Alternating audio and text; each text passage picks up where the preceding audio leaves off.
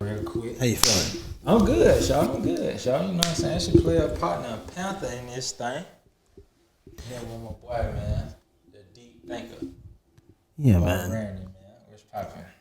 Yo, quick question. Yo, What's one trait that you admire in other people that you don't necessarily see in yourself? what I admire in other people that I don't necessarily see in myself. Uh, I admire people who can um attract a room or take over a room. Like Okay. in say if everybody's strangers, the people who can come in the room and once you leave the room, you know that person. Okay. You know, to be able to be vulnerable to strangers in a positive light, that's one thing I can say like, man, that's a good quality. That's a good quality in a person to be that confident, to be vulnerable in a new space with Okay. everybody. That's one of the things. Yeah, I can say that. Okay. Try to speak a little more into the mic. Okay, I got Okay, you. I yeah. got you. Oh yeah, for sure. So do you feel like you have that ability, or do you feel like I feel like I do have that ability, but I'm more reserved. I'm a okay, conservative kind of guy, just because of my upbringing. Because in certain situations, I'm just taught to be more observative than to be out there first. okay, I'm the type of person I gotta read the room first before I get to know people. And my type of energy, I won't give it to everybody. okay? I feel that. Yeah. Okay. Let's get straight to God, man. Man, on the big one. Yeah. The big one, man. That's the big one. That's the biggest. Yo. That's the biggest, man. That's the biggest. I went through, man, we in the 20s now. So post-COVID era, you could call this the COVID era, really. The 20s are really the COVID era. Yeah. So personally, it took me through, in the present time, I'm going through just a journey of transformation and rediscovery, man. And it's like I've been rebuilt in a way. When you think about God, when we talk about God, so I've learned that the destination is the journey. You know what I'm saying? The marathon continues. No matter what, just keep learning. And wherever you're trying to go, keep walking, you'll get there. You know? Okay. Yeah. Okay. Yeah, and on God, though, man, I got a lot to say about the big one. Yeah. Like I want to hear your yeah. So, okay, boom. What I realized is your dreams are the promise. And if you trust God, you'll walk that path and he'll reveal what he promised you. Now, it's one thing to believe in God. You know, everybody believe in God to the most part, you know, sky blue, grass green. But do you really go for what's in your heart? That positive energy that you feel, or that positive suggestion that you hear, it ain't verbal. You don't hear it with your ears, you hear it with your heart. You feel me? Mm. So when you trust God, you willing to walk that path, not knowing, you know, what's gonna happen. But even when it ain't gonna be easy, even when stuff you don't want to happen, are you still gonna walk that path? And that's what I mean by trusting Him. So I think everybody who really make it to the promised land or see that promise at the end, them the real people who trust Him. You know what I'm saying? Who really trust Him and willing to go for it. Yeah. So Sure. do you think do you believe in purpose? Like and when I say Man, purpose, P for real, player for real, man. Big P. All that. You know what I'm saying? P, purpose, plan. You know what I'm saying? You ain't no P, you ain't got no plan. And you ain't got no plan if you ain't got no purpose. That's the whole P. That's the whole P thing, man. Ain't got nothing to do with no women. You know what I'm saying? The women come after that. That's the byproduct of being a P. If you on purpose, you attract women. Because that's what they look for. They look for direction. So if you going in your direction, they want to follow you. But, you know, that's P, that's purpose. You know what I'm saying? Definite purpose. And the big God give you purpose, but it's up to you to understand it. It's up to you to, like, grow into that. You know what I'm saying? Because everybody a seed, man. You get planted in your mama, you come out this motherfucker. It's up to you to water that motherfucker, though. Ain't nobody gonna water you. You gotta water yourself. That's the thing about that. For real. So, Straight up.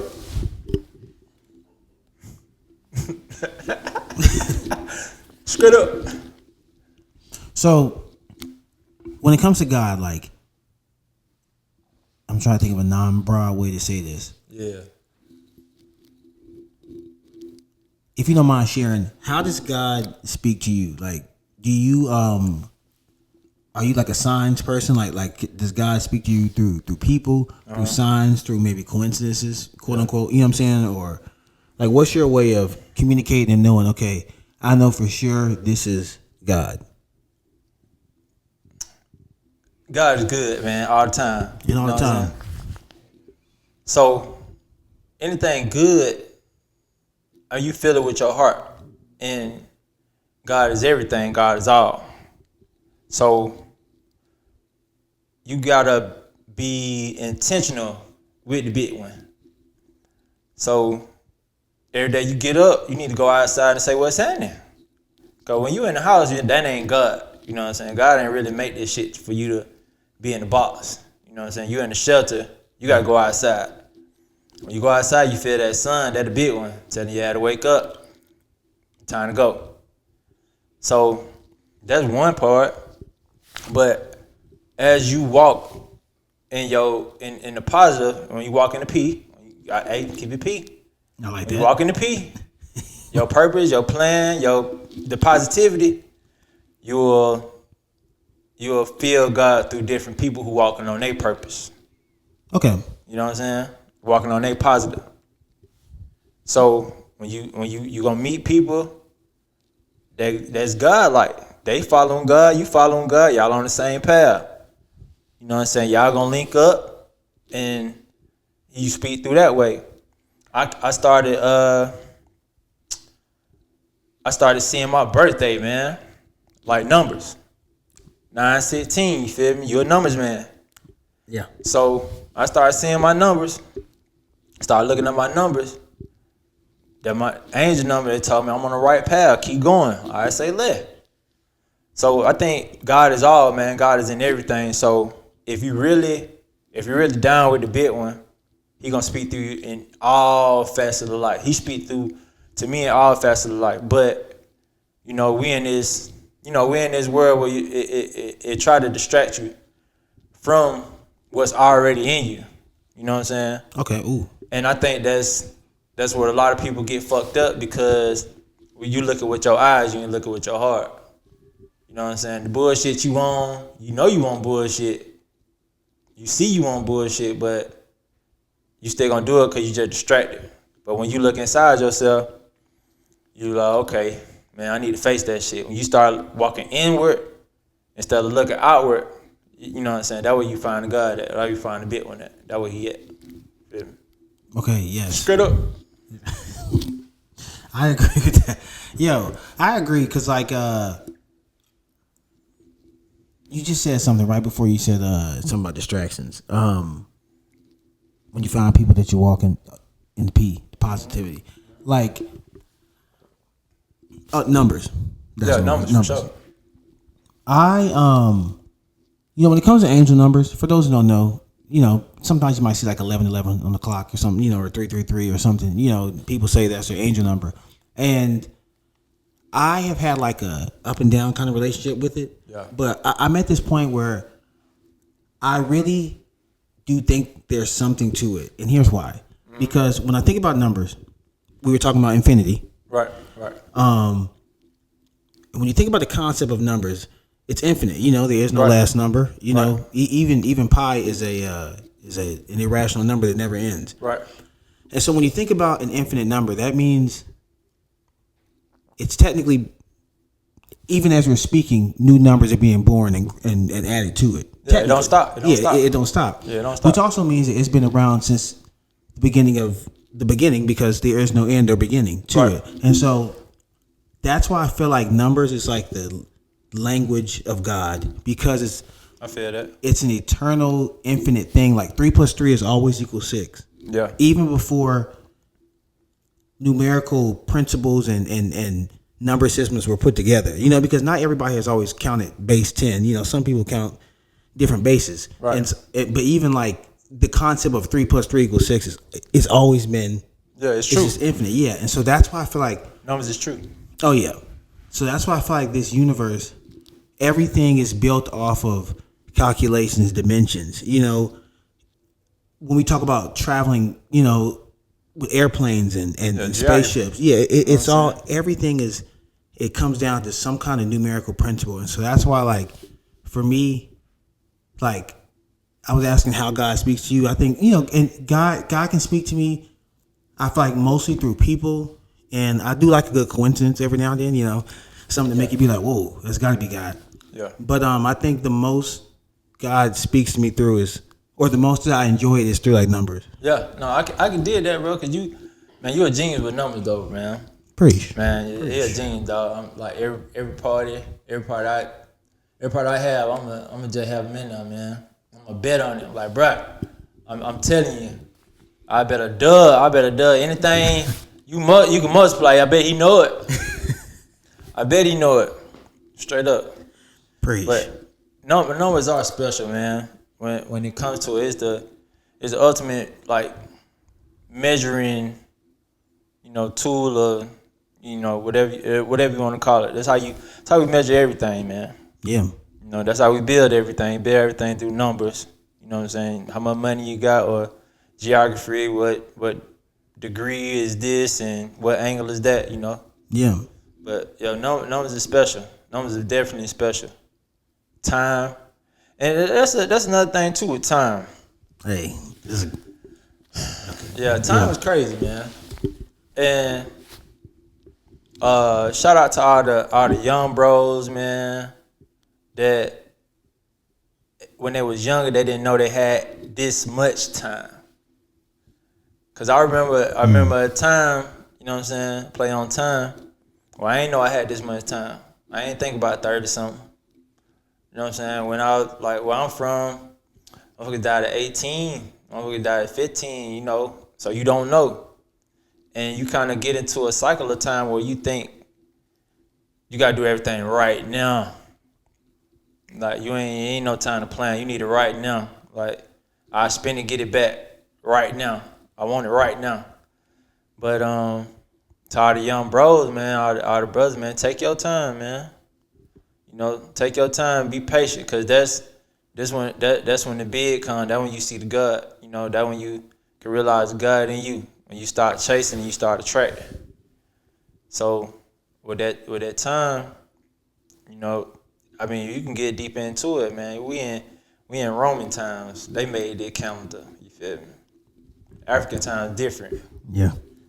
So it's all about how you calculate it. Everybody got the universal time now, the clock we on right now, but you got to take your time, man, and plan it out, bro. Keep it P, man. Plan it out, man. Whatever your purpose is, whatever the big God tell you in your heart, bro, plan it out, bro.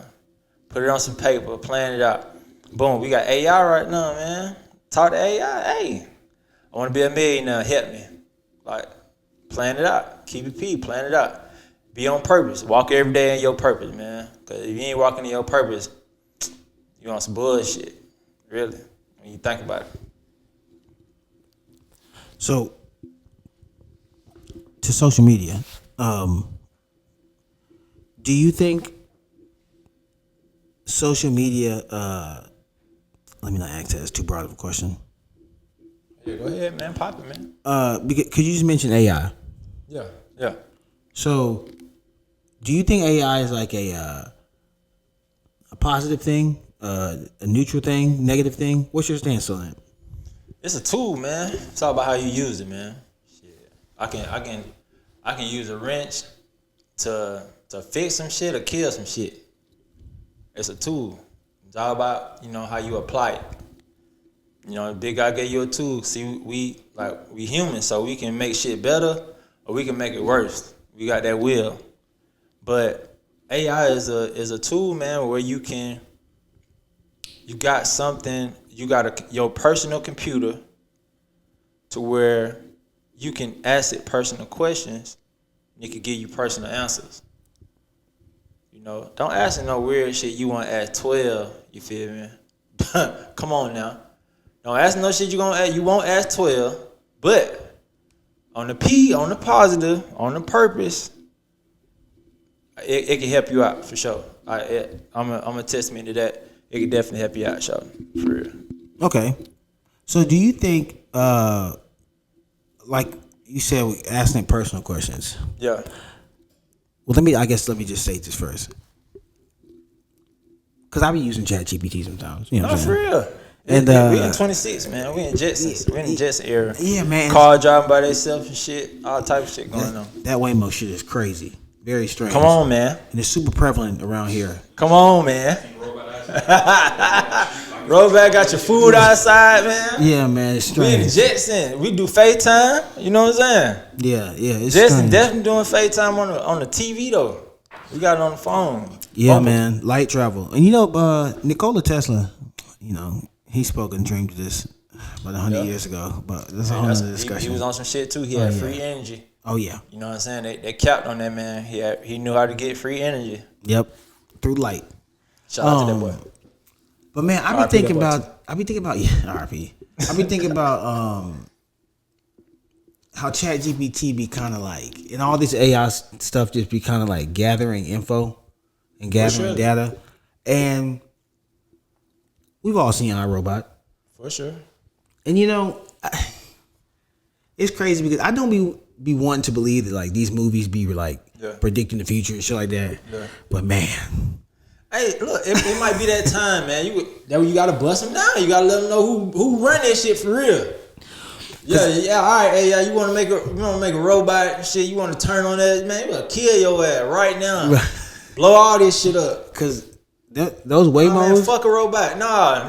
AI, you on some bullshit. You get on that bullshit. We'll get on that bullshit too. They driving themselves, man. And stay in that phone, man. Real, you're a little baby. You don't even know what's going on out here. You're a little baby, shawty. Yeah. Real. I've seen them make like decisions. You know what I'm saying? Like conscious decisions. And I'm like, man, my AI talked to me. I said, "What's up, twin?" He was like, "Hey, what's up, twin?" And we started going back and forth for real. We started going back and forth for real, man. Gave me a real man. We get down to it, man. I done went all the way to the bottom of melanin with my twin, shawty. Personal question is just shit I think about. Like what make this black thing? Like why niggas jump high and why niggas run fast? The fuck is this? Like, are we superheroes? Like, you know what I'm saying? How niggas know how to grow shit good, better than anybody else? Like that, I don't know, man. I be thinking about shit like that. So you got a black ass AI. Yeah, I'm blackity black, man. Blackity black. I'm in Atlanta for real. Blackity black, man. Speaking of it, I'm sorry. Go ahead. No, I'm just saying, like, shit. Atlanta for real, man. I went to black middle school, high school, elementary school, black college. I ain't know a white person last name until I got about 26, 27. For real. So it was already in me. We got Martin Luther King Jr. Drive and all our streets are named after black men, black successful men, So all of us feel like we started, man. You really from the A, you feel like you're a star anyway. That's why we don't give a fuck about nobody walking around. Celebrity this, celebrity that. It's cool, respect. Yeah, hey, you did your thing, but hey, I'm popping shit too. For real. Yo, I've been here about almost 10 years. I feel like that's exactly how y'all approach real Atlanteans. I feel like that's how y'all approach life. For sure. Yeah. For sure. Yeah, I love it here though, man. I love it here. Man, I love it here. For That's why ain't nothing like it, bro. when I see it getting like when I see Atlanta getting bashed on the internet, I'm just like, Hate. man, Hate, man. It just hate, bro. Man, that shit was so funny, man. It was a cricket face ass nigga. He be talking, there's a New Orleans nigga, cricket face ass nigga, man. You know this nigga on powder. Big one though. Like, nigga all right there and shit. Yeah, nigga twisted face, for real. Like, he be talking about all this, Atlanta, this. I'm like, come on, bro. Come on, man. We keep it cool. We really keep it cool, though. Really play us for real. Really be on P. Really be on purpose. But if you come look for trouble, you gonna find it, bro. You know, that's all. yeah, We really about the money, man, and staying fly for real. We just want to get some money, be fly, and have fun for real, for real. yeah. That's it. That really what we about, bro. Cause you feel me? Like and then like me in my age, well, I'm in my 30s. I'm 30 something. You know what I'm saying? We freaking these babies, so we got turned on young, and to party is just to be comfortable. Like that's just what we used to. So, you know, like strip clubs and shit, it's cool. Like we've been going to strip clubs since we was like 15 years old, man. Like big cousin that got us in there, cause he know somebody, or that's our hood. So we just in there, we done went to school with all the strippers. You feel me? So it's like, what's up? Y'all down? I ain't seen him in. Oh, that where you been at? Okay. Okay. You know what I'm saying? It's all good. It's all good. Show love, man. We love each other in the A, man. What's happening? And that's what, bro. That's what I love about this place, man. It's so you can just be black. It's black people everywhere. Black, man. It's black. We professional too. Don't get it wrong. Yeah, like I feel like a lot of the shenanigans get highlighted online. Yeah. You know, which there's shenanigans in every city, in every town. Yeah. But I'm like, you know, you wouldn't have this many major corporations. You wouldn't have the busiest airport in the world. You know, you wouldn't have Coca-Cola here. Come on now. You know, Home Depot. You know, Come if it on now. weren't Business for is booming in the A. Man. Yeah, It's you booming. know. It's always been that way. And so like when I meet somebody who's really from Atlanta, man, I love y'all niggas, man. This shit like man, y'all made me feel like home. Really, we fuck with everybody who fuck with us. That's the rule. That's the kind of rule. You fuck with me, I fuck with you. You know what I'm saying? If you don't fuck with me, I don't fuck with you. I don't give a fuck who you is. But if you fuck with me, I fuck with you. Shout out how we do it. That's the Atlanta way, man. That's number one. That's number one, really. So, you know, everybody be talking about this and that. Everybody who came here and did this and that. Man, whoever came here, it was on some bullshit. Hey, you know what happened to them. Anybody who on some cool shit, man, they still around. They popping their shit. Hey, what's popping? We good. They starting families around here, whatever. You know, but Atlanta is just really a one-on-one place where black people can be themselves, because most of us come from struggle. But, you know, we want to ascend to something like more and better. And when you come to Atlanta, you will find that Atlanta like a big ass black college, man. Bruh, I swear I said it's like an HBCU, bro. You feel me? Everything possible, bro. You can, man. I swear I was just driving. I was driving downtown. I hit Centennial. Man, I seen a Phantom, right? I seen a Phantom, and he had a fishbowl. If you don't know lingo, fishbowl, he had clear windows. You see straight through it. Okay, I was about to ask you off camera. Yeah, fishbowl. That's a fishbowl. So boom, I seen a shark in that motherfucker though. Shark in the fish tank. For real, he in the back. He in the back of the back. The nigga done flipped the script, right? So I'm like, damn. When I say flip the script, he had a white man driving him, black man in the back, kicking it. I'm like, oh yeah, okay. That's just inspiration. That's just what we see. So when I say we feel like stars, because that's what we inspired to be. Like we all been young. I'm from the South with an L, cause we fresh. You know what I'm saying? I'm from the West, cause we the best. But everybody went to Buckhead, to Lenox, just to see something. You might even have no money in the shop, but you get to see stuff. Like, you get to see expensive stores. You get to see Lamborghinis and black men popping out of Porsches and shit like that. You just, okay, man, they popping it for real. Okay, so it ain't that far. It's a 30-minute drive, but the work you gotta do to get there is the journey. So man, you get up on that journey, man, and you go for it. So, but no, that's Atlanta though, man. I love the city. Everything, we in everything. A black person gonna lock you up. A black person gonna set you free. You know what I'm saying? Black person gonna you know what I'm saying? They gonna buy your house for you or help you get your house. They'll kick you out that motherfucker too. Bruh. But shit, black as hell, man. Shit, just black as hell. Bruh, hold on, let me move this light back, bruh. Oh, yeah. That is true. Yo. So Straight up. a black, it is gonna be a nigga to lock you up because I done got stopped. I'm gonna be honest, about 4 times in the city in the last 5 years. Right. I had marijuana one time. Damn. I don't know if I'm gonna keep this on camera. Okay. But you know me, I don't smoke a whole lot. Yeah. I had probably about half a gram. Right. For those who don't know, that ain't much. Right. Nigga pulls me 5. over, has some expired tags. Yeah. Nigga shit. Yeah. The nigga's about my age who pulls me over. He comes over, but you know they always bring a second nigga. Right. The nigga's about our age. Yeah. So he's like, "Hey, bro, you got some weed on you?" I'm like, "Nah." Yeah. He like, "You don't got nothing on you?" I'm like, "Nah." He That said, second question in the world, like, damn, this nigga smells. he said, "You don't got no roach, nothing." But you know me, I don't smoke blunts. Right, I smoke right. out my little piece. Right. I said, "Nah." He said, "So if I bring them dogs, what they gonna say?" Yeah. I'm like, "Okay, nigga, I got something." Yeah, so I passed his homie my grinder. Yeah. You know, so I hear him like beating the weed out. I'm like, fuck, whatever. But the nigga let me go. Yeah. That's I cool. get to work. Though. Yeah. So I'm like, okay, cool. He let me go. Yeah. I get to work. I open up my grinder. Nigga let me keep the weed.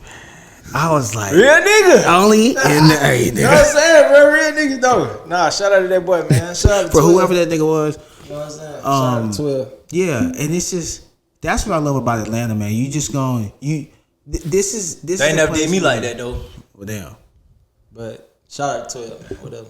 Yeah. I ain't gonna say it on camera, but you know how y'all feel. You know, hey man, you know, we got a conflicted relationship with 12. Right? Well, shout out to the black cops, the young black cops in Atlanta that's trying to make a difference. You know, because I know not every cop. You know, I don't ever want to make a blanket statement. No, for sure. You know, and For so, sure. but I do understand the relationship we have as a people. It's conflicted. It's conflicted for sure. It's definitely conflicted, man. You know. But I do think. What make you be 12 though? In the comments, what make you be police? Come on, man. Come on, man. What make you be 12, bro? Out of all the things you can be in the world, bro, as a black man, you gonna be 12. Some niggas want to make a difference, you know. Man, Sometimes you gotta infiltrate. Shout out to 12 though. You know, don't do me like that. Sometimes you gotta infiltrate the sister. As long as if you doing that, we fuck with you. Cause I'll say this: there is a drastic difference between dealing with a Cobb County officer. Yeah. I've only dealt with a Cobb County officer one time. See, okay, we about to go into something different. All right, go ahead. You know, a Cobb County officer and a Fulton County officer is a totally different experience. Because I'm most likely gonna get pulled over by somebody that look like you in Midtown. Right. If I go anywhere past the Battery, Right. You know, if I'm in Marietta Square getting my tattoos, For sure. Boom. So all right. Real Atlanta though. Did how we say it. You got Atlanta, you got the A, then you got Georgia. 2 different places. valid. 2 different places now. That's valid. You can be in the A, and then you can be in Georgia now. The A is the zones. You talking about zone 3 vote, you know what I'm saying? Already maybe, you know, it's definitely one, then maybe 2 up the little 6, 1 to the 6. You get outside of, you going 75 and all that, man, nah, that's Georgia for surely. Hey. So what's your cutoff point going in each direction? Like we'll start going like northwest. Is the Northwest. Battery like Okay, Bankhead, Bolton, you pushing it. Bolton is like the edge. You on the cliff. You on the cliff right there Okay, what about the Battery? on the west. That's Georgia for sure. Okay. That car, boy, they gonna hide your ass. They not letting you go. Nope. Okay, what about all right, when you get down near the airport? Airport cool. Okay. Airport cool. That's the A. That's Okay. the A. The airport cool around the south side. That's cool. Okay. That's cool. They ain't even really tripping about no weed. They ain't tripping about no weed. They just mad at you. You shoot somebody. That's it. Okay, well, understandable. How far east can you go? East Boulder Crest. Like really, Boulder Crest. I don't. No cap. I don't really know a lot about the East. Cause I'm from the West. I don't really know a lot about the East, but True. I say maybe like Memorial, Boulder Crest Memorial, like 20. But if you go past the zoo, you fucked up. Oh, damn. What? The zoo? Wait, but then you still got like Candler. I guess I'm about to say, Candler. I I say like Candler, but that's what I'm saying. That's as far I'm going. Gresham? I ain't going past the zoo for real, unless I know a little. Unless I got a little yeah over there or something. You know what I'm saying? That's just me. I'm from the West and I'm from the Southwest, south to the West. East ain't really my side, but you know that's far I go. Unless I got a little yeah over there. You know, I had a little yeah over there where she stayed at. Okay. Little back Stone Mountain, little close Stone Mountain, Decatur for real. It really Decatur for real. Okay, I'm thinking Stone Mountain. That's like Decatur for real. You gotta be careful. You gotta be careful in Decatur. You know what I'm saying? Decatur is definitely delegate. You know what I'm saying? You gotta be delegate in Decatur and DeKalb. Yeah. Cause they got the terror. Boy, it's a horror story over there. You go over there, you see that big ass tower, ain't got no windows. That shit scared, man. That bitch DeKalb, that bitch sit on the hill. You don't want to be there. Nah, man, you don't want to be there. You better slow down. You see that bitch, slow the fuck down, man.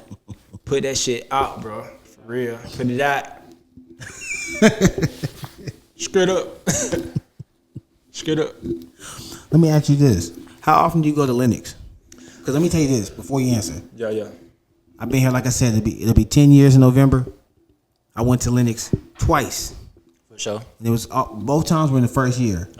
The last time I went around Christmas like a fool, 2016. I'll never make that mistake again. Yeah. You never go to Lenox Christmas time. Yeah, that's tough. But I'd be wondering, I hate the word local. As a native. I'm from the A. I'm native. Okay. I'm Yeah, definitely native. for sure.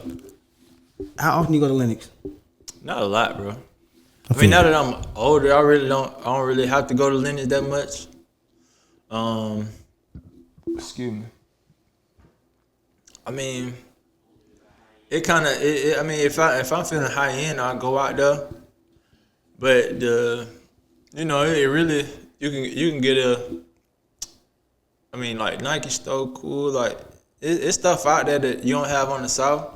But the Buckhead is just an experience. I'll be in more Buckhead than Lenox, cause they got nice restaurants and nice hotels, player spots. You can kick it. You ain't got to deal with a whole lot of bullshit. But Lenox, it be vibes in there too though. I kind of go to People Art sometimes for real though. Okay. It be some vibes in there. So I go to Lenox a little bit, but not often. I don't really go often.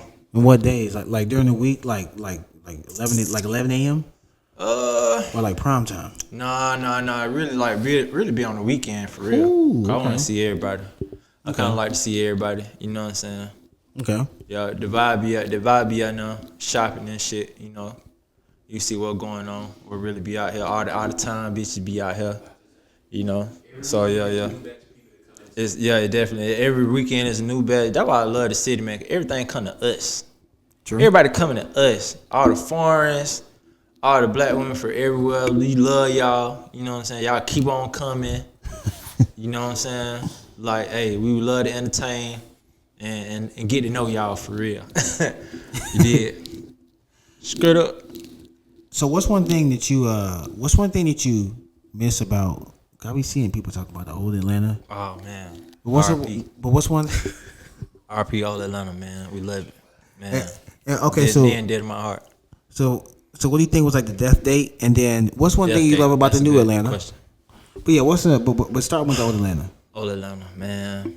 Old Atlanta, everything was open. Yeah, really be all night. Like you be all night clubbing.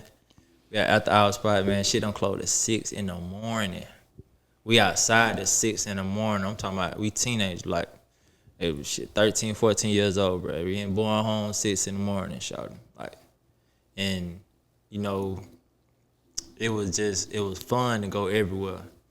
And you know, we were violent. We had violence, but it was more so fighting. Like we ran deep, so it was more of a competition rather than a nigga dying. You know what I'm saying? we really like shit. Hold on, real quick.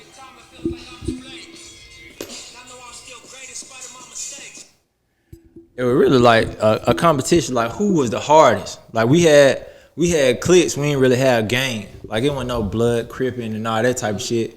We had hoods, like, okay, you from zone 1, you from zone 3, you from zone 6, or whatever, and we see each other out. We might test it, you know what I'm saying? Someone might bump into somebody else, then we gonna fight. And you know, everybody go on. But and we were dancing, bro. Like old Atlanta, we dancing on everything. We had Bankhead Bound, East Side Stomp. You know, we getting crunk, throwing bowls. Like it was just fun, bro. It was just fun as hell. Like everything was fun as hell. And back to Freaknik Babies, we grew up clubbing, and they grooming us to club. So our like skating ring. So everybody know about Cascade for ATL and shit, but on the south we had Skate Town, and every skating ring had a club for the teenagers. You feel me? So, you know, it get really wild in there. It get really wild in there. Hey, when you talking about twerking, now, you know, we were kids. I ain't trying to say nothing crazy, but it's a rite of passage for a young girl in Atlanta to twerk. She started twerking around 10, 11, 12. You feel me? We in the rec center going crazy. Cause that's what we seen. We Freaknik Babies. How I go get it. You know, we had bandos before Migos. You know what I'm saying? We had the bandos before Migos. That's when a vacant apartment became a clubhouse for the kids. And we'll find them in apartments and we'll do our thing. You feel me? So it was just fun, man. Like growing up in Atlanta was just super fun. Old Atlanta, it was just super fun. The block party, the neighborhood days, man. Like, you know, it just anything can happen. You know, you got Born Home, we had like basketball tournaments from different hood, Bankhead Courts to come. You got Shot Boy versus D4L, versus MDC. You know, big barbecue through the whole neighborhood, bro. Ain't no violence going on. Everybody just having fun, kicking it. It was just live, man. Candy ladies. You know, if you were hungry, you knew where to get a plate at. And all you had to do was tell the plate lady, call your mama, and plate lady gonna give you a plate. Then when your mama pull up, she'll pay her. You know what I'm saying? It's all good. She gonna feed you. That's how the community was. You know, it was like in the projects or like the real apartments, the real projects. You in a real project apartment, you can ask anybody where the candle lady at. Hey, where the candle lady at? They gonna show you exactly where she at. She got the whole store in there. You feel me? She was finessing the food stamps. If you know, you know. She get everything she need out of Sound Club or whatever, and then sell it hand in hand. But that was just the old Atlanta, man. It was just the essence of it, and you going to schools named after famous black people. You know what I'm saying? You got Harriet Tubman, you got Frederick Douglass, you got Bethune, you got Washington. You know, it's Doug. You know what I'm saying? It's just so many black places. Then you got to go to church on Sunday. You feel me? So it's just black. It's black as hell, man. It's black as hell. The old Atlanta. Okay, all right, boom. That was old Atlanta. Now new Atlanta. Well, question. What's up? So what do you think is the death date? The death date of old Atlanta? Yeah, probably like I get like 12, 13. Oh damn. Okay. 12, 13, where it just like when all the projects gone and like, you know, a whole lot of Instagram and like social media shit really popped off. Damn. When they closed all the after hour spots for real. When Central Station went down, it was about over with. When Central Station went down, it was about over with. old Atlanta. But, you know, New Atlanta, we all gotta adjust, man. You know, and we fuck with New Atlanta too. It's still Atlanta. But you have to get through the bullshit when out of towners. The only people be talking shit is out of towners for real, bro. Like, Yeah. you know, like anybody from the A, you know where to go to really get an Atlanta vibe. Now, if you know you OT and you talking about traffic and you don't know where to go and all that shit, you bored. You just ain't ran into a real Atlanta nigga for real. You know, definitely show you where to go. You know, so but New Atlanta, I always fuck with Atlanta, no matter new old, but. RIP to the old, man, and the new cool too, cause they got the new shit. Some here look good, man. That's my old hood. Some here look good. I can't even cap. I like a lot of the new development going on, cause I'm in construction. You feel? I'm a professional. Nice. So you know, I mean, I like a lot of the new development going on, and Atlanta Station, one of the first things we ever seen in Atlanta. That was you talking about end day, the old Atlanta, New Atlanta came with Atlanta Station. That was the first thing we seen that wasn't like authentic Atlanta area. In an authentic Atlanta area where you have skyscraper condominium and a shop, play, and workplace. Okay. You know, that was like the first one I ever seen. Okay. So that was before what's the street near the airport? That whole area. Camp Creek. Yeah. Well, it was kind of. I think that was developing at kind of the same time. Camp Creek was developed in totality after Atlanta Station. Like Atlanta Station had the kind of they put the 12 up first, and then the movie theater, and then they kind of started to grow. With Camp Creek, they started with a couple restaurants. They started with a couple restaurants and everything first, but then they put the living space on the back end of it. Okay. So, you know, that was cool. And then they made the other side of it with the hotels and everything like that. But Atlanta Station was already built when they started doing that. Oh, okay. Yeah, I love that side of town because it's like it's very with the F, man. You know what I'm saying? It's very like black affluent. Definitely. I love it. Like, black as hell. That if you want to get a real experience of Atlanta, man, just go to the South Side and fuck around. Just the nasty. You know, we got Old National. If you don't know what that means, you know what I'm saying. Camp Creek. You go to Campbellton. You know what I'm saying. Cascade. You feel me? You want to skate? You want to glide? You did. You can do that. Like from the south to the west, that black as hell. You ain't. Yeah. I used to work that over black there. as hell. If you want to really see the really old Atlanta, you know what I'm saying? Go down to Martin Luther King. You know what I'm saying? Down Lee Holloway now we call it Bankhead. Go to Bankhead Seafood or something, man. You know, get you a good plate. You know, go to Beautiful, get you a good plate. You know, Busy Bee, get you a good plate. You know. Yeah. You know what I'm saying? Yeah, I used to work over Fulton Industrial for a few years. Fulton Indy, where we normally be. Man, that it's a hell of a street. You see some things, but I love that whole area, man. Oh, hold on, that's a whole nother. Yeah, that's a whole nother category. Now, Fulton Industrial. Yeah. Now, Fulton Industrial. Hey, well, hold on one second. Talking about Freaknik, baby. If you on that double nose ring, if you on the double nose ring,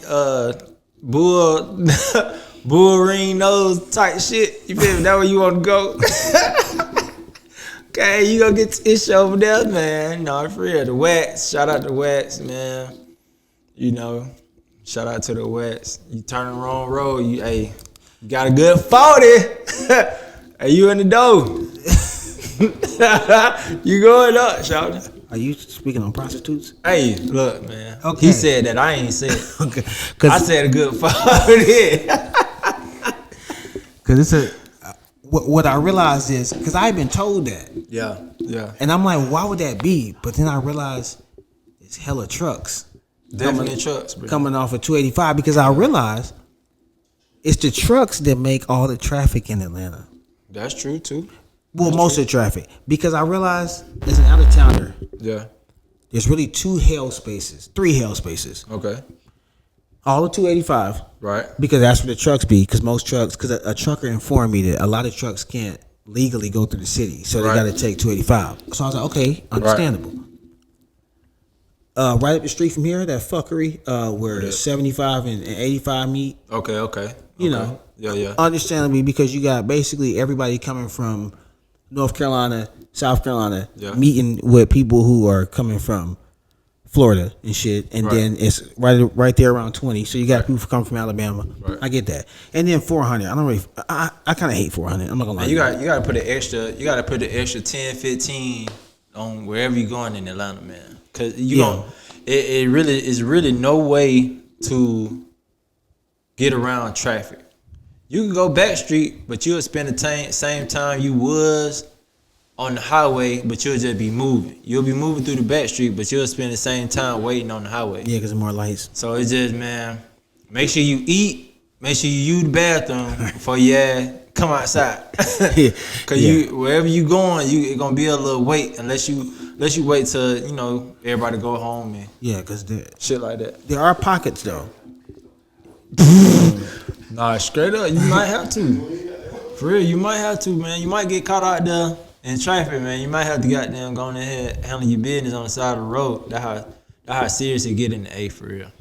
Yeah, or if you leave between I feel like if you leave between 11 and 2:30. Yeah. You know, that's like, if you got to get some shit done, do it then, because you may be able to pull something around 10, but anything after once it's after 2:30, I feel like that's when shit start building, and then after 4, man, it's over. Come on, with. man. I'm like, damn, ain't nobody at work. Yeah, it's over. With. Nigga be riding around the city, ain't nobody at work. God damn. What the fuck y'all? Who go to work in the A, man? Bro, nobody be at fucking work. Everybody be outside at all times of the day. All times of the fucking day, man. You can't go out and get no wings. You can't go out and do shit. You can't go out and do no. You might got a day off. You want to go to the grocery store. Everybody outside. It's like, nigga, what it piss you off for real. It really piss you off. I went to the High Museum last Wednesday. It's free every third Wednesday. Just letting y'all know. Okay, that's clear. The High Museum is free every third Wednesday. That's a good date. Yeah, hell yeah, and they validate parking. Yeah. That's a good date for sure. It's hella people out there. I'm like, what are y'all like? Y'all niggas ain't got jobs. But I thought to myself, they could ask the same about me. Man, finesse. Everybody finessing in the A too. Yeah. Everybody got the finesse. The big finesse. Hey, Atlanta is the finesse capital of the South for sure. You know what I'm saying? Screwed. Man. For real though. Yeah, I love it here. You know what I'm saying? RP Bank Road too, man. You know what I'm saying? For real. Trub, all the real Atlanta guys who, were doing their thing and had an untimely pass though, man. We love y'all. We still love y'all. Take off everybody, man. If I miss anybody. But that's one of them things about the A, man. We have so many stars, and sometimes niggas be caught up on bullshit, and it ain't nothing for me to speak about, but it's just unfortunate that we lose some of our brilliant brothers in whatever they into, and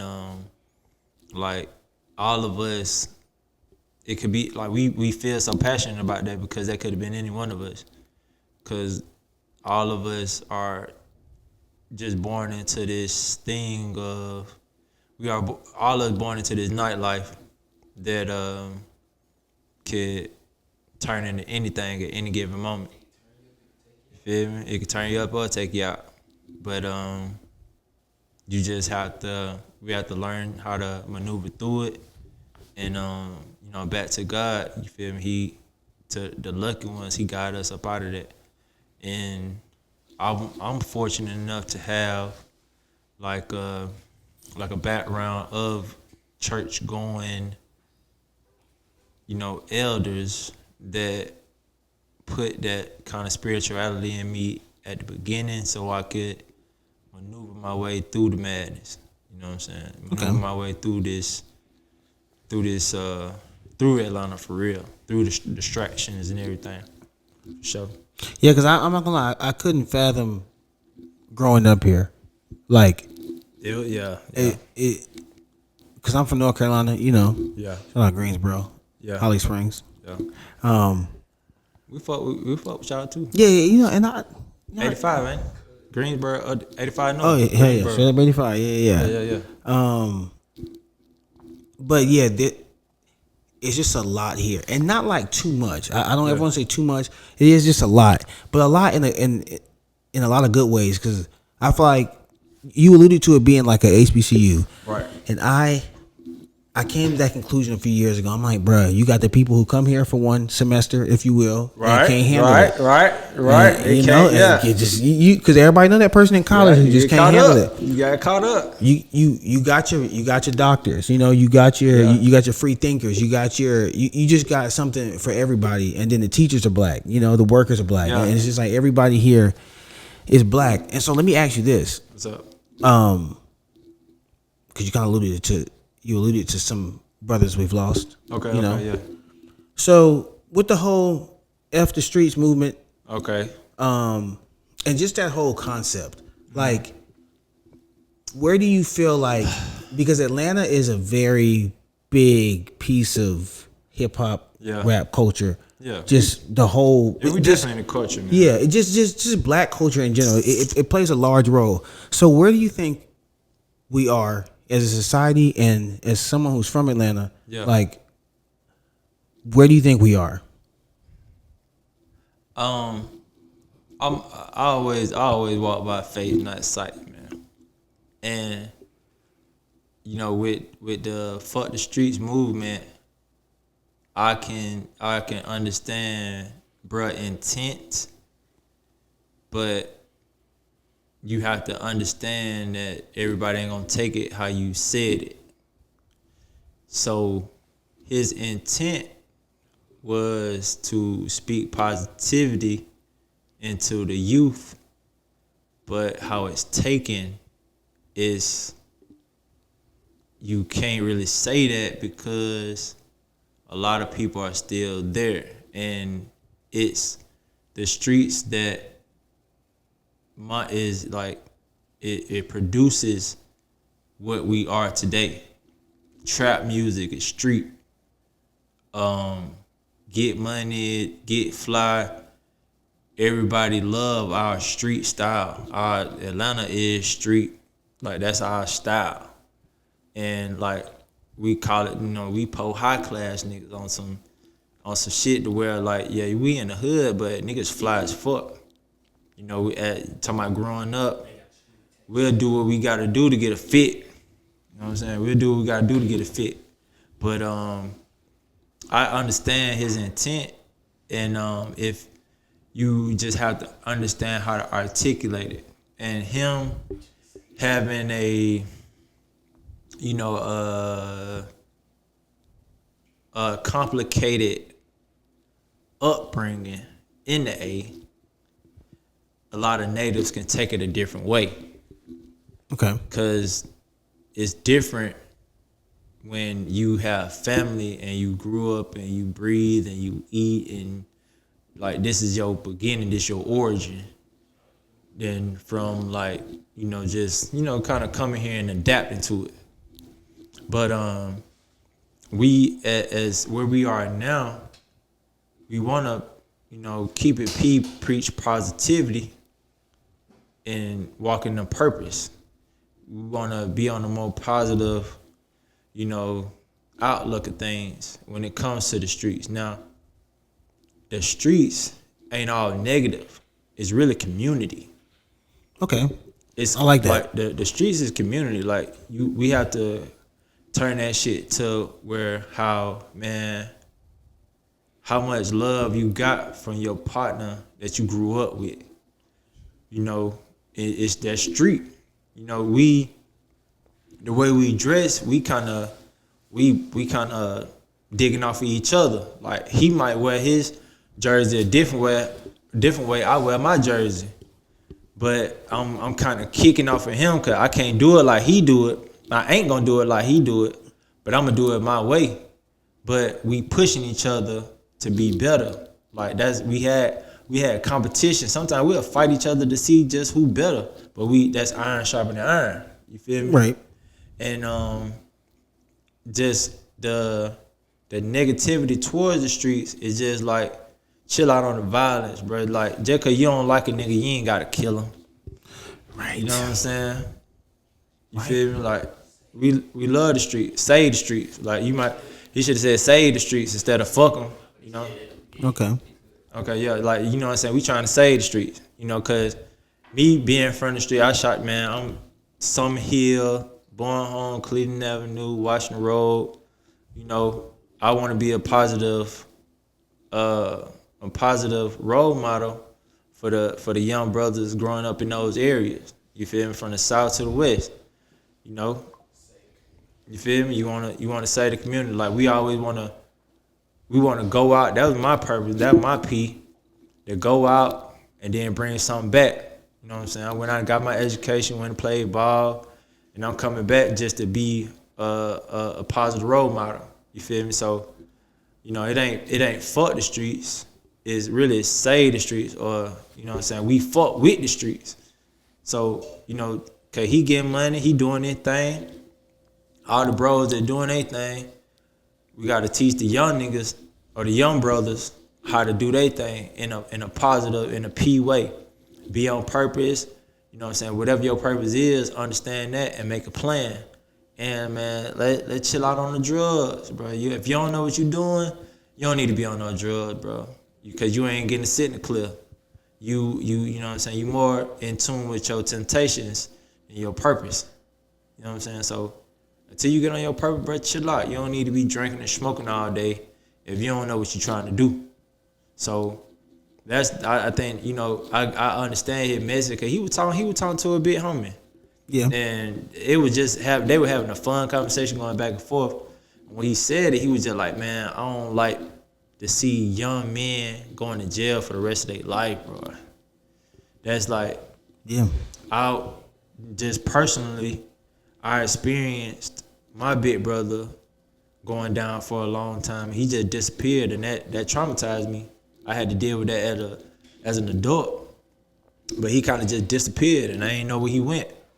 But, you know, later on down the road, I understood, you know, where he was. But the F the Streets movement is just to try to deter young black men from going down this cycle of violence and incarceration, for real. Yeah. You know what I'm saying?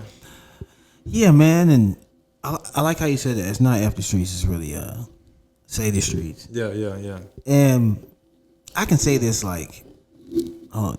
What's up with Brady, man? Should I put this nigga up? No, you good. Okay. You good. He black, man. He good. He black. Okay. I think for me, somebody who didn't grow up in the streets, Yeah. and honestly, like when I think about most of like my family, like cousins and things, none of us did. I feel like shit, nigga. I feel like I had a super misconception about.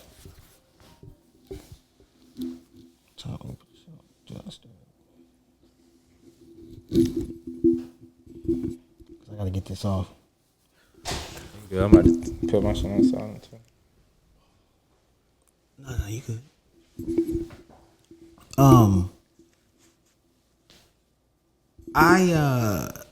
I had a super misconception just about. What was your perception then? Like, how you felt about it? I don't think I've ever looked at it as like community. Okay. Like, I think because we didn't grow up like I'm trying to think how to describe how we grew up. Because like I saw my parents, I saw us go from like a smaller house, like a bigger house, to a bigger house. Yeah. Then the economy dropped, but by then I was about to go to college. Okay. And so like,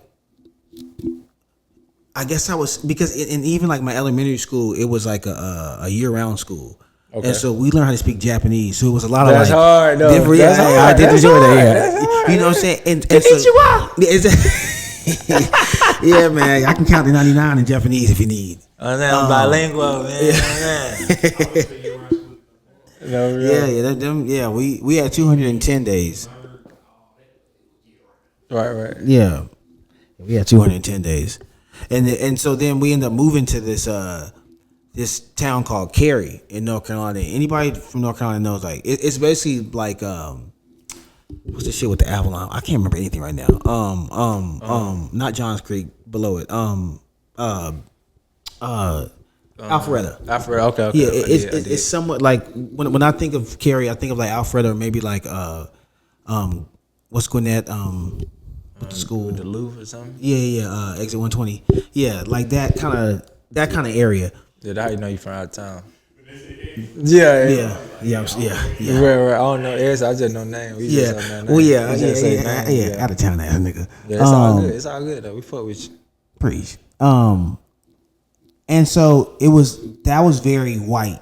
Then we ended up moving to this town called Holly Springs, which was at the time very black. Like now it's been gentrified like years later. Yeah. But it reminds me of like when we moved there, it kind of reminds me of like when you start getting out to like the eastern, western parts of Atlanta. Yeah. You know, just like a lot of older black homes, you know. Right. Landowners and things. And so I've had like a very mixed upbringing, but I think I always had just like perception that like I just never thought of it as like community. Like I think my perception was like struggle when I was younger. Okay.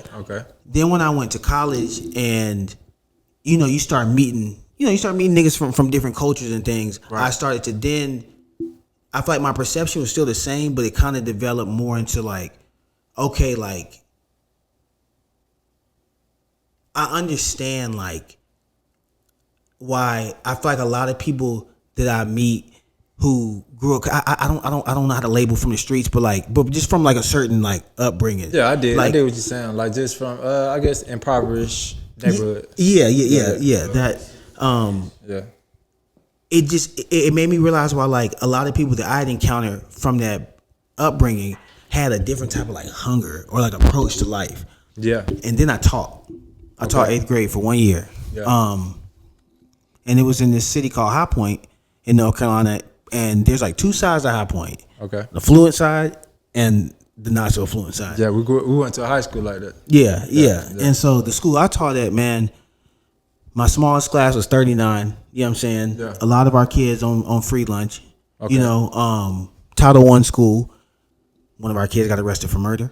That type of environment. And it get wicked. Man. And that shit changed my whole perception. Yeah. Because I'm like, this is when you see adults or like young adults who are affected by childhood upbringing, it's one thing. But then when you see kids like actively having their brain chemistries molded and developed like this, it's totally different. And so save the streets, man. Save the streets, bro. Seriously, don't not fuck the streets. Save the streets, and not to cut you off, brother, but just to speak on the point when like going to school in these neighborhoods, man. The kid might be sleeping because he couldn't sleep at home. Exactly. You know what I'm saying? He might be acting out because mama just cussed him out that morning on some bullshit. Yeah. He might. It's a lot of shit that some kids have to go with before they get to school, and when they get out of school, they can't focus on school because they trying to survive. Yeah. How the hell you gonna learn when you hungry as fuck? Right. You know what I'm saying? So it's just save the streets, man. But yeah, like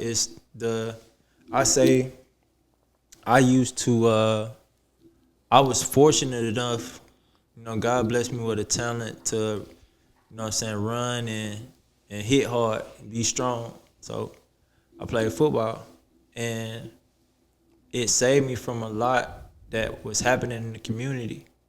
I remember when it was a time where my coach brought me home and he couldn't take me home because it was a crime scene. So he had to let me out, and I had to walk around the crime scene to get to my house. Damn. You know what I'm saying? I remember when going to football practice, and after football season, I go back outside. I'm like, man, what's this set? And that nigga got locked up. Shit, you might be walking through the cut to go to the store. You might see a shoe over there. And You smell something, and you see it over there, but you know not to go over there. You just keep going. But it's just certain stuff that kids go through that they don't tell nobody. They just have to deal with it and have to process it and like keep going. And shout out to the young bros, man, cause a lot of that drugs and alcohol, fucking hoes, making babies, they just be coping mechanisms. Yeah. Niggas really trying to just feel better about their day-to-day life. And it ain't really about the drug, it's just he trying to escape from like just feelings he can't deal with. So Yeah. really save the streets, man. Yeah, man. Yeah. And I like my perception and my like viewpoint on rap has really evolved over the past, like I'd say 5 to 6 years. Yeah. Cause I got to the point, man, right around COVID. It's crazy, man. I was dating this young Caucasian woman. Yeah. Bunny! Young Bunnies! And shout out to y'all too. Fuck y'all. it was COVID had just hit, and you know, George Floyd murdered, and we went to a protest up in Swanee. Okay. It's crazy, man. I'm up there. Long story short, I'm up there. Okay, We she down protesting. with it. She down with yeah, it. Yeah. Well, we protesting whatever. Black Lives Matter and all these. Shouting all these quotes.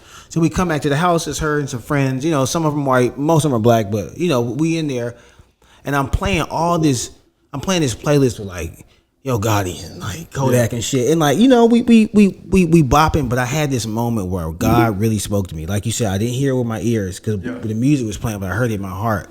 Where God was like nigga, really, like you really just went to a protest to say that black men and all lives matter, like all black people's lives matter, but especially black men's lives matter. And then you come back and play music that directly does not reflect that. Ain't it dating a white girl, And so I had this moment where I thought I became super angry with rap, where I'm like, all right, like why are we doing this? Like, why are we just talking about killing niggas? So then I had a super hard stance, and I even dropped a video a few years ago where I was like, I feel like niggas who rap about nothing but like killing and shit have like a mental illness, which there's still a little bit of like, I don't want to call it mental illness, but the more I started to learn about the brain over the past 5-6 years, and just learning about upbringing and understanding like how repeated habits and things really transform like neurological pathways, I started to really change my stance. And that's why I'm saying, like, even like I think just my viewpoint and perspective of like the concept of the streets, where I'm now in way more of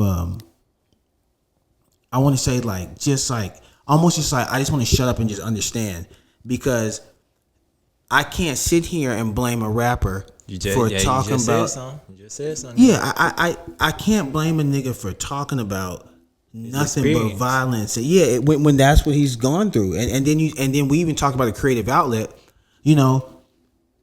It's almost like, who am I to judge when it's like this is his way of getting it out. Now it kind of it sucks, because then it starts to permeate the minds of younger children who don't understand it. Like you said, this nigga talking about effing a bunch of women, taking another nigga's hard-earned money and those type of things. Like, yes, this is him expressing that, but this is also, like you said, a coping mechanism for weaknesses and things that he's going through that he hasn't been able to positively deal with. And so now, because of that, then we go through a cycle where, and of course not every kid is going to listen to rap and go, I gotta do that. But there are some who get influenced by not just the music, but just the whole wave of that culture. And so now I think I'm in this place where, like, even when you said it being a community, like, I feel like a piece of my mind still changed, where I'm like, damn, yeah, like, hold on, is that niggas? Yeah, he definitely scratching at the door. Nigga!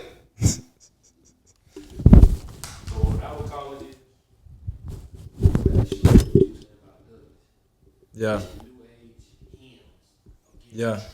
All right, boom. So I'm in I've read the autobiography of Frederick Douglass. I'm on my second time going around it, right? And certain things he expressed in the book translates to present time. one thing I read earlier today, he was talking about how the slaves would get their allowance for the month, and that directly correlated to what we call government assistance, and it was just enough to get by. Say I said they gave him, it said they gave him like 8 pounds of pork and some cornmeal, and the way that they would sing on the way to getting their allowance, it was full of pain, full of sorrow, full of anguish and desperation, and some type of hope. And that's a thing that makes our culture so universal, because other people eat that up for some reason because it's so passionate and you can feel the pain in it. And to the rappers, man, shout out to the rappers. They are like the news reporters of the streets. And, fake or real, they actually paint a picture of day-to-day life of sometimes the worst days of the people who can't escape it. And you don't know until you see somebody or you experience somebody who don't know how to get out of it, and that's all they know. Some people don't leave their neighborhood like their whole life. That's all they know. Some people don't get to experience being free. It's 2026, man. Some people not free of their addictions or their distractions or their traumas. So those songs talking about killing and drug dealing, it's a way, it's almost like their allowance to try to get out. To the worst extent, is a man is stealing and killing and try to feed somebody. He ain't doing it for himself. He got somebody he love that he trying to take that back to. Whether he got a mom, whether he got a sister, a brother, kids, I won't say his name, but a man told me a story where he felt so much pressure on Christmas, he had to rob a motherfucker. He had to rob a motherfucker on Christmas to take care of his kids. And unfortunately, the nigga went to jail. But it's funny, but it ain't funny that he felt that pressure to provide, that he would rather risk his life rather than do nothing. Whether he couldn't see a different way of providing for his family at the time. But it's that thing that comes from slavery, and it's so detrimental to our community that some of us haven't escaped it yet. And speaking on P and purpose and planning, as a black man, we have a unique path. And to first understand your purpose is to understand your position. So as my position from my father was a sharecropper, man. My father grew up as a sharecropper on the west of Georgia. And for me to be a college graduate and a professional, you know what I'm saying? I'm the next one. But some people haven't gotten to that. Some black men in their timeline or in their DNA bloodline haven't gotten to that point yet. So it just takes, if he takes it on to be better, then his son to be better. But if he can't face his traumas, then his bloodline would be still. And his son would have to start from where he started from and try to beat the obstacles that he had to face in order to become better so that his son can stand on his shoulders. So there's just that fight that we are born into that we have to realize in order to overcome that and be better and make a better way for the ones that come after us. Save the streets, man. Damn. One second, I'm just. Go ahead, She's still recording. I need bit.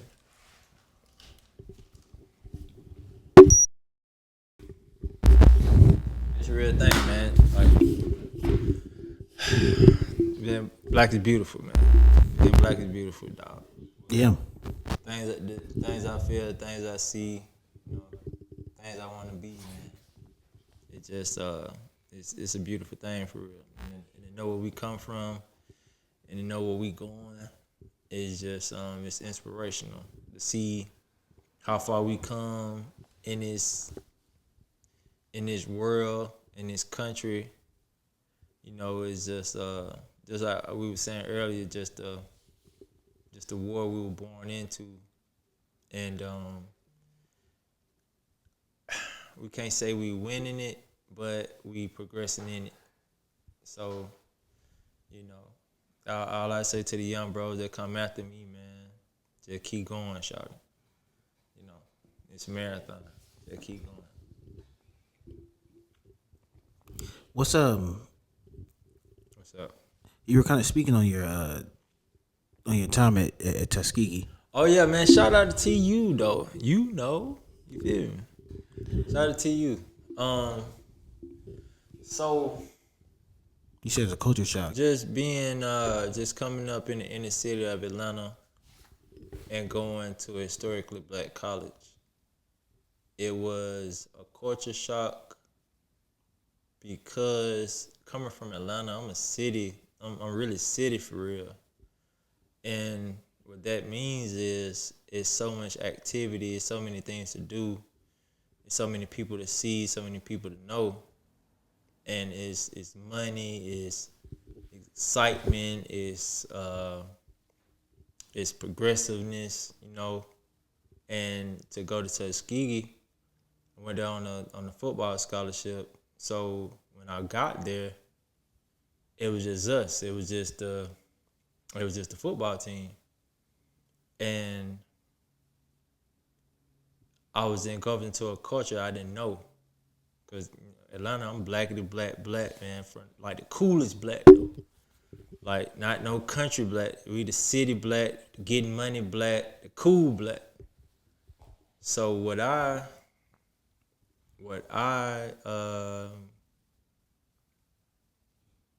gravitated towards, or what I acknowledged as cool, was different.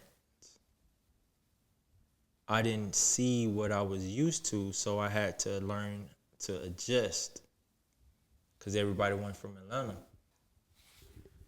And it was Alabama, it was Louisiana, it was all different types of Alabama. Like you got Birmingham, you got Mobile, you got, good men, but they was different from what I was used to. So in a different environment, I was more observant to see where or who people were. And going through everything, getting into college, it was just totally different from the A. And the city alone, like when you in Atlanta, you can go, if you go to the movie, you're gonna meet somebody different. Or you go to a skating rink, you're gonna meet somebody different. You go outside, grocery store, gas station, you're gonna meet somebody different. But in Tuskegee, Alabama, it's more of a impoverished state. If you know about Tuskegee syphilis and that epidemic that happened down there. but it's a very, very, very, very poor place. You don't really have a lot of things going on in Tuskegee. But shout out to Tuskegee though. Um, it kept us in school and everything.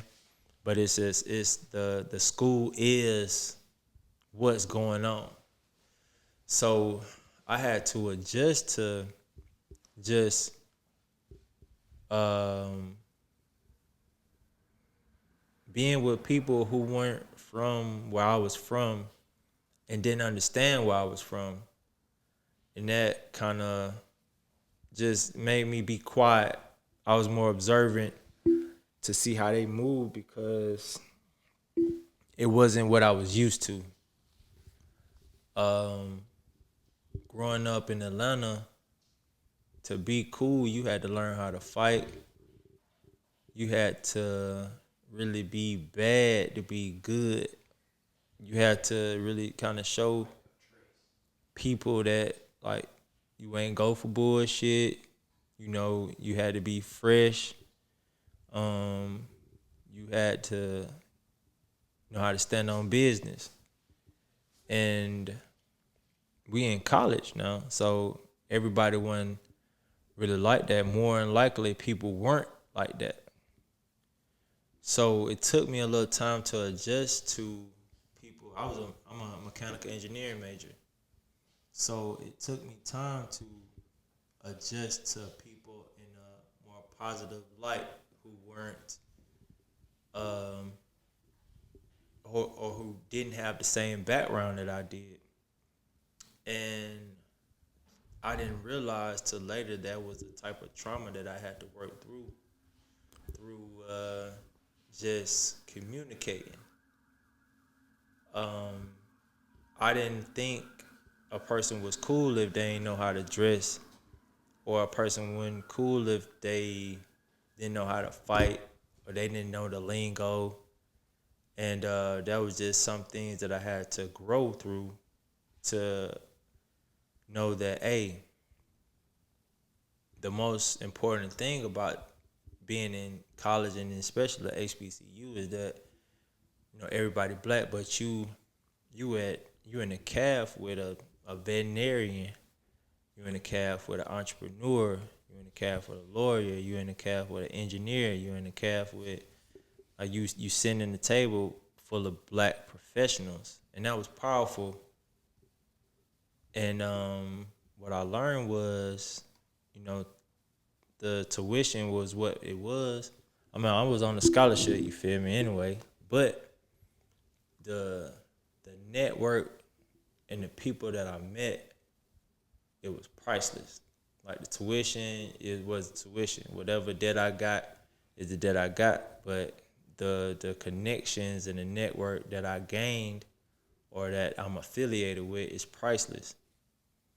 And that's the thing about HBCUs. You'll never be in a place where it's all black professionals. When you get into the workspace, it's gonna be diverse, um, and a lot of people won't be able to understand you and your background.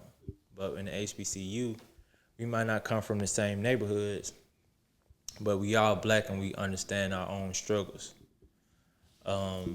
So going into college, coming from Atlanta, going to Tuskegee, excuse me, from Atlanta, it really showed me how to adjust and break some of them walls down and kind of travel inward to like, hey man, you ain't right about this. Like kind of it was like at first it was kind of ego, like man, you know what I'm saying? I'm this and I'm that. But when I humble myself, I'm like, man, nah, this is why I need to try to go because I met people who were legacy. Like their parents went to college. My parents ain't necessarily go to college. They did their best. You feel me? But my parents weren't educated. But I met people whose parents were educated, and I seen how that affected those people. And it's a different it's a different outlook, a different understanding. So it like college really, to this point, it made me think critically and made me like work on my social skills to understand people who necessarily weren't from my background, but shared my culture. You know. Yeah. Okay. Yeah. Yeah. Yeah. Yeah. See, I went to school in Greensboro, right down the street from A&T. You know, another HBCU. In Greensboro, that's where I'm from. Actually, I was born there. For sure. Shout out to Greensboro, man. Yes, Lord. Yes, Lord.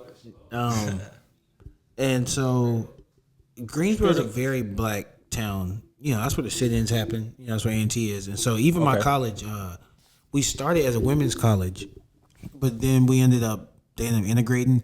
And so we aren't a PWI, we're an MSI, a minority service institution, which means we have more minorities than non-minorities. Okay. So we're not an HBCU, but we're not a PWI, right in the middle. You know what I'm saying? Trending towards, because it's a pretty. Y'all got something for everybody. Y'all mental plot. Yeah, definitely. Yeah. But most of my family went to A&T for at least a year or so, or graduated from A&T, or currently work at A&T. Okay, that's cool. And so growing up, you know, I went to GHO every year, but this before it was really called GHO, just back in the 90s, you know, and so Where's GHO? Put me down. Put me up. Oh, it's their homecoming. Okay, yeah. Okay. They call it the greatest homecoming on earth, you know what I'm saying? Yeah! Shit. Oh, how y'all feel about that at home? I was just playing. Hey. I was about to say, man, we can start a whole war on the internet. Start a whole war on this shit. But so I've seen HBCU culture up front. You know, we could literally go down the street to A&T. Right. And it's so interesting because I feel exactly what you mean when you say like meeting somebody from the same like culture, but from like a different piece of life. Because like in college, you do end up you meet so many different people, and like you said, man, you can be in the wreck with somebody who's gonna be, like you said, a vet, somebody who's gonna end up being in the army. You know what I'm saying? A teacher, and it's like it forces you to. Sometimes college can be unrealistic in the fact that like you set in your schedule and you know may not having class till 3 o'clock or something. Game, man. Yeah, the game, man. Nigga fell volleyball, bro. Volleyball. Cause look, hold on. Not to cut y'all, brother. On the move, man. They said, man, in high school, they said you ain't gotta go to class. You know, as long as they don't give a fuck you go to class or not. So I ain't go to class. Volleyball, but I knew volleyball, man. You hit the ball over the net. What else you got to know? Well, they failed you? Man, fuck around and fail a nigga ass, man. But it's a attendance thing. I'm passing all my tests. I know volleyball, man. I know how to play volleyball. Passing all my tests and everything, but because I ain't come a certain amount of times, attendance made a nigga get a D. Come on with the game. Damn. Yeah. Come on with the game. Yeah, keep going, my bro. I ain't No. But basically college is I think it's those are some of the greatest years of my life so far because as far as communication, I felt like it reminds me of Atlanta in a sense because it's very diverse. You know, and you meet diverse so many and different. Progressive. Yeah, exactly. Yeah, it's survival of the fittest for real. Yeah, you know? Yeah, and so I enjoyed it. I loved college. Yeah, I went to grad school, but I dropped out, man, 3 times. Just wasn't for me. But I ain't fuck with grad school. I ain't gonna count. Salute to everybody who got their masters. You know, but when I did what I did, I was gone. Yeah, I got my degree and I was gone. Yeah, I went to grad school for the wrong reason. Well, not for the wrong reason, for the wrong major. Yeah. I should have went for history. Okay, but that's another discussion. But okay, to close it on a lighter topic, just some quick hitters. For sure. Dogs or cats? Dogs for sure. Why? Why so? They're more predictable and they trainable. Like, if I tell my dog to do something, he gonna do it. I ain't gotta chase this nigga around, and he ain't fast enough, or I can't whoop him. You know what I'm saying? I get a nigga a treat. He be cool. You know what I'm saying? Dog's predictable. Dog's cool. I can run with my dog. I can walk my dog. You know what I'm saying? My dog's my dog. He gonna love me. You know, whether I feed him or not. You know what I'm saying? You know what I'm saying? Like, cats unpredictable, man. Cats, I had to grow into cats. Cause cats, you gotta just let be free.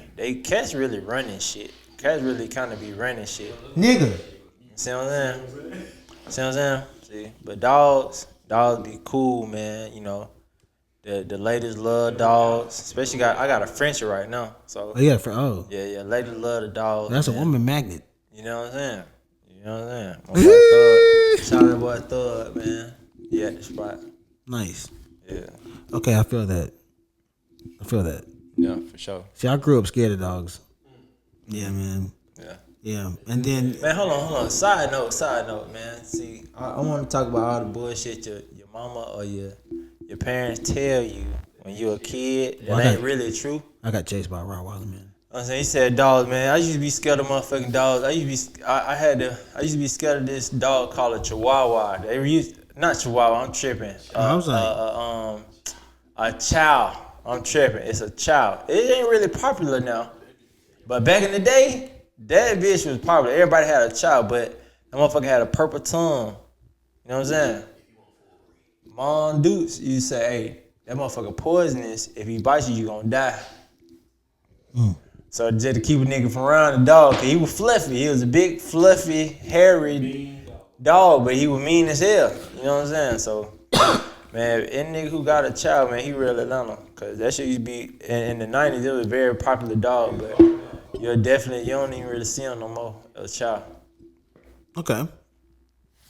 If you could meet one athlete, current or future, I mean not future, current or past, who'd you meet and spend a day with in their like profession? From the past, Ali for sure. I just like how he kicked it. From now in my era, not my era, but present day time, MJ for sure. MJ for sure, cause he that tough ass uncle that like just really nigga fuck what you talking about. We gonna work. Like we gonna work till we get to the point. Ali, he was a community man, he was a player, he was a fighter. He was a cool, charismatic motherfucker, man. Like he took care of himself. He was straight up and down. Like I don't think Muhammad Ali ain't really smoke or drink. He was a religious man. He was a community man. He was all about black power. He wasn't going for the bullshit, man. Nah, nigga, ain't fuck I look like going in the army. Man, I'm a boxer. You know what I'm saying? The fuck I look like going in the army, dog. You know what I'm saying? So he wasn't going for the bullshit, you know. But MJ is just committed to excellence. And he knew what he was. And he ain't let no cracker tell him what he wasn't. And he had a family to back him up, you know. And that's them the two I would love to spend time with just to imitate. Like, you know. Just to see how they operate and see what they do, cause I'm a big I'm a health man, cause I have to understand how to live long, live strong. Okay. And those, you know, some of them guys that just have that kind of motor. You know, MJ do his thing. MJ do his thing cause he is who he is, you know. He can smoke and drink because he done did what he did. And Muhammad Ali, unfortunately, he just took too many blows to the head. But yeah, when he was working out, he was going as far as he could, and that's an accomplishment in itself. You feel me? Like when you in exercise or your physical activity, when you can detach yourself from your temptation to quit, when you can understand and work your body to the point where it's past exhaustion, that's a power in itself. You know what I'm saying? You become like superpower. It's really like a superpower. Cause it's for MJ to do what he did. He working like he just had a supernatural ability to go out and gamble and play and really put 40 up on your ass. I got the flu, and I'm putting up 40 on the best basketball players in the world, and that just come from his work ethic that nobody's seen. And you really made as a man. You're really made by the things that you do on your own. And that's what I'm learning as a man. Like when you by yourself, you are what you do. You know what I'm saying? And everybody, that's what they gravitate towards. But people can't see it, they just feel it. If you're a disciplined man, if you're a man of purpose, you're a man with a plan, you're working on that plan whether people see it or not. And when you attract things, that's because you put the work in when nobody was looking, because it was for you. You know what I'm saying? But them two guys, MJ and Muhammad Ali, the ones I really kind of kick it with, try to get some game from, for real. Nice. That's a good quote too. For surely. Yes, Lord. Okay, if you could go anywhere in the United States that you haven't been, where would you go? Okay, that's a good question. Okay. All right. Is one place or like anywhere? Or a couple, do I get three or I get one? You get two. I get two. Okay. I think LA and Miami, Sheldon. Okay. I done been some places though. I done been some places around the world, but domestically I haven't been to Miami or LA. Okay. I done been to Thailand, I done been to Egypt, I done been to Paris and shit, but domestically I wanna go to Miami and LA because it's sunny and it's by the water. I love water, man. Landmass, I learned traveling. If you run a landmass and water, land and water, like a city and where the water at, best places in the world. Like where the city and the water. Like, yeah. Okay. For surely. What's the song that makes you feel strong emotion?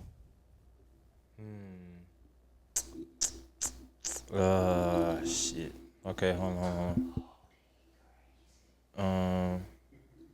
Yeah, definitely Codeine Crazy. But hold on, let me think.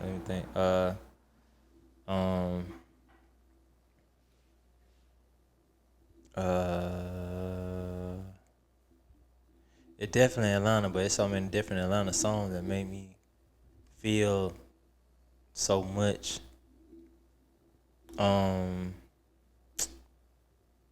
Different. Hold on. It's a thug song coming into my head. Something about money. Digits. Hey. It's definitely digits. Say it, bro. Oh yeah, hustler don't stop, they keep going. You can live your life, but it gonna keep going. Now you gonna keep going. Yeah, you don't remember it's born. This is how they say, running the money, running this. That's what it's about, man. You know what I'm saying? Long if you know when it's all said and done, man, if I ran into them digits, man, I feel like, you know, I did it. You know, I want to run them digits. That's what I want to do. On P, on purpose, man. That's my plan. Running them motherfucking digits, man. You know what I'm saying? Yeah. Straight up.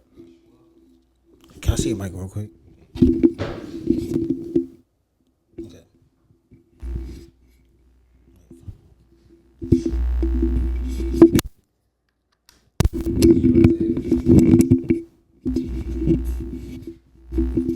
Yo. Check. I got it. Oh.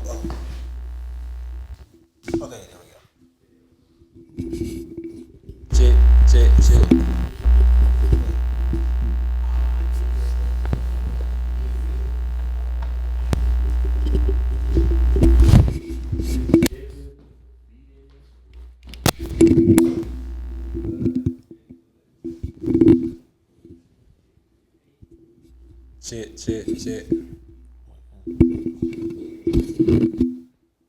Okay. Oh, just try holding down here.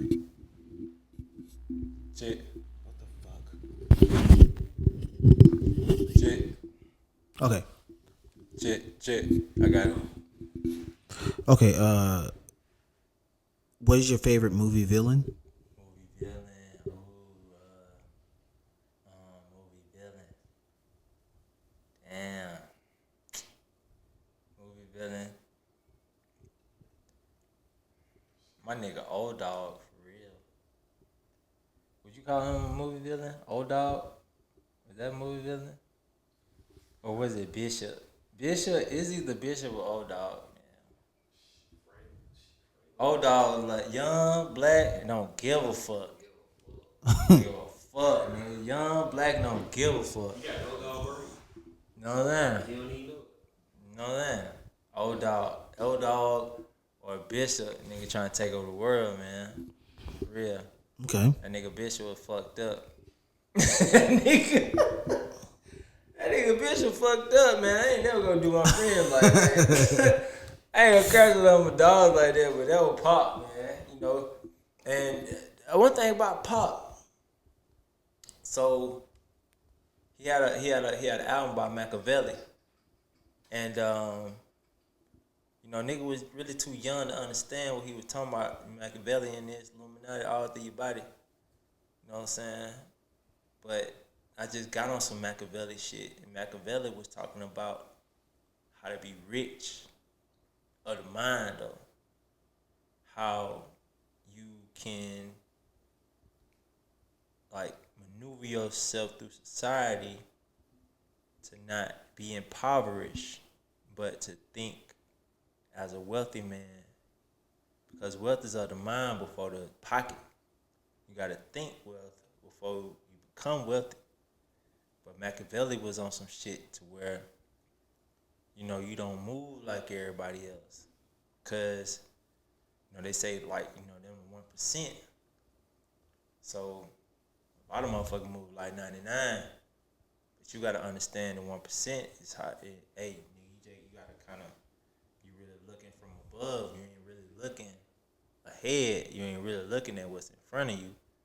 You gotta look from above. So I kind of understood just recently what he was talking about, like Machiavelli shit. So, you know, that Bishop shit, man. He like Pop was one of them motherfuckers, but before his time. And R.I.P. that boy, man. But damn, he was on some shit. Like he was on some shit. Pop was reading shit that presidents was reading at a young age in his 20s, and how he was born in like political warfare, and how his people was Black Panthers and all that. Like his people, like some people just they don't come out of nowhere. They really made. Like, you know, MLK daddy was a preacher, his granddaddy was a preacher, you know. Yeah. So, you know, with Pop, his parents being political activists, it made sense for him to be who he was and how outspoken he was, how intellectual he was. So, Bishop was definitely one of them villains, and Old Dog was too. You know, Old Dog was really like one of them. He was really the YN that really was down for his partners on some, you know, like, I don't give a fuck, they're my nigga type shit. Like, and it was just that vibe. But it had to be between them two, man. Like, but Old Dog for his dogs, though, he really wasn't no villain. He was just like that assassin. He was just really like that nigga you want to go to war with.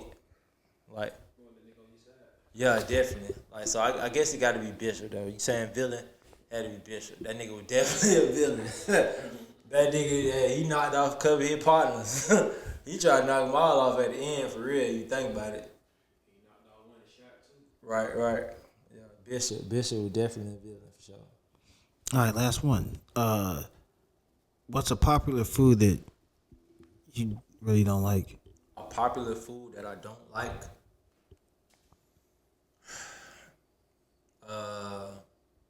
Fast food, man. Stop that shit, bro. Oh, just all of it? All of it, man. Stop that shit, shawty. Damn. Stop that shit, man. Fast food, bro. Stop that shit, bro. Even like, Stop that shit, bro. Stop that shit, bro. Stop that shit. Fast food, bro. Fast food. Stop that shit, bro. McDonald's, Burger King, Wendy's. Stop that shit, man. Even Chick-fil-A, bro, on some bullshit. You know, that's tough.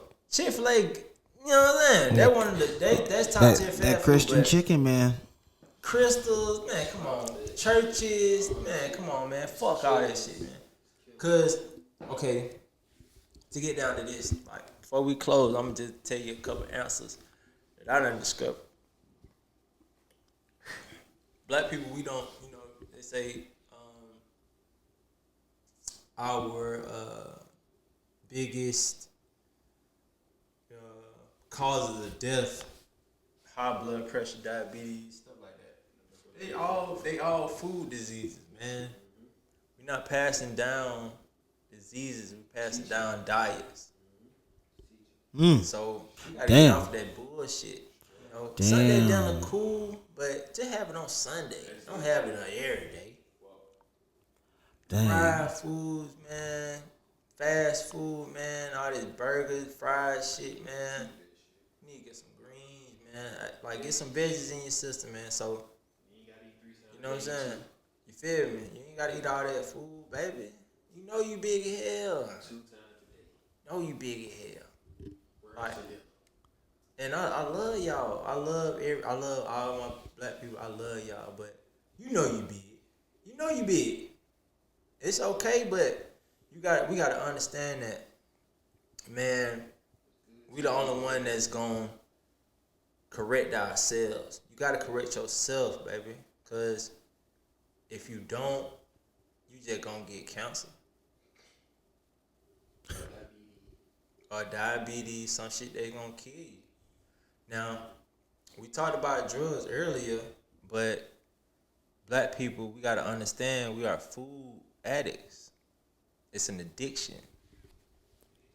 The same craving you have for sweets, for something to eat, in different in a different degree, that's like a crackhead won't crack. You gotta have it. No matter what time of day it is, you hungry, you gonna get some fast food real quick. McDonald's, dollar menu. I seen a nigga in a Bentley go get some fucking McDonald's. If that ain't no fucking addiction, I don't know what it is. You getting money, you think you know better, but you getting something that gonna kill you, shawty. Come on, man. Everything ain't good to you, ain't good for you. So, like, fast food, fuck that shit, man. Fuck that fast food shit, man. Like, Smoothie King, cool. Go get your little smoothie till you get home. Then, you know, acai bowl, get your little something before you get home. Then go cook you something, man. Like, but the fast food shit killing us, bro. It's in our neighborhoods, though. Everything in our neighborhood. You got Crystal, McDonald's, Burger King, Wendy's, Chick-fil-A, liquor store in the neighborhood. All this shit gonna kill you at the end. Wing spot, you know what I'm saying? All right, fried this, fried that. Get off that fucking fast food, man. It's so many different things that God gave you to eat. You eat from God, you're gonna be more God-like, baby. You know what I'm saying? You eat dead shit, you're gonna get closer to death. That's just math, man. That's just math, baby. If you don't know what they put in that shit, man, don't eat it. Like, don't eat it, y'all. Like, if you looking on the back of shit and you don't know what the hell that mean, yellow fire, what the hell that mean? It called cancer. Like, it's what you ingest, bro. Like, it ain't, cancer that don't come out of nowhere. It come from the shit that you eat. It's toxic.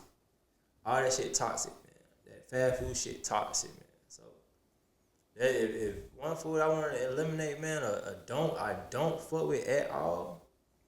Chick-fil-A, the salads and shit, cool, you know, but That's top tier fast food. But all the other bullshit, burgers, fries, man, wings, shit, man. Be cool on it. Like I guess you can do it every now and then, but every day, man, hell no, man. Don't feed your kids that shit either. I understand baby, you might be on a budget and all this and all that, but you gotta think about them. You gotta just think about them though, cause if you been feeding them that food already, that baby swole as fuck. You know your baby swole. You know what I'm saying? She ain't supposed to look like that. He ain't supposed to look like that. They supposed to be running around having fun. They got them breathing hard and sweating. Come on, baby. Don't do them like that. That's all I'm saying. Fuck the fast food. That was you talking about fuck some. Fuck the fast food, man. Say the street, fuck the fast food. For real. Bring back the markets, man. On Dad. RP Dad. Daddy got them pulled over to the little market. Farmers would come out, have that shit on the side of the road, man. Good watermelon, good cantaloupe, good greens and shit, good green tomatoes and shit, man. Get you some of that. Go to food market, man. Good curry market, man. Come on, man. You know, y'all learn how to cook. You know what I'm saying? Cook your food like so your baby can be strong. Go out there and get them some. You know, it's because it's of the mind too now. Because they ain't gonna drive you crazy talking about that McDonald's.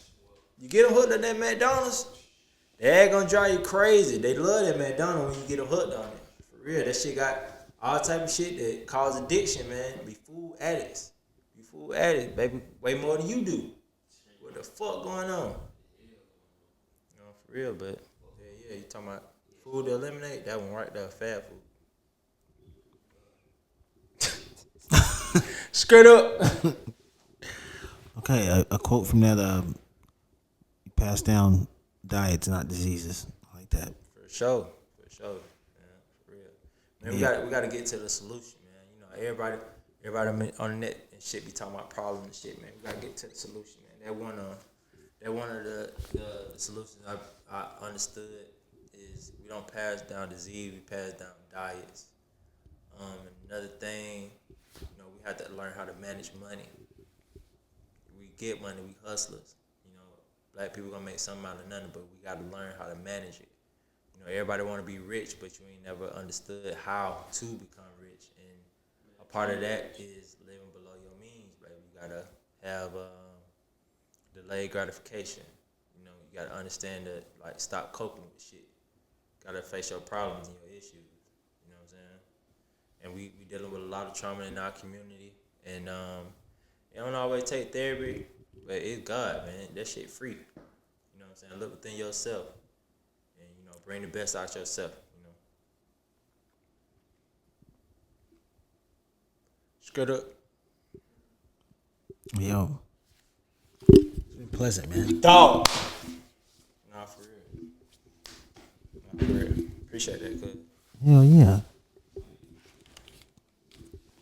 So yeah, for all 2026, eat better. Nah, man, eat better. You know what I'm saying? Think better. Feel me? Be better.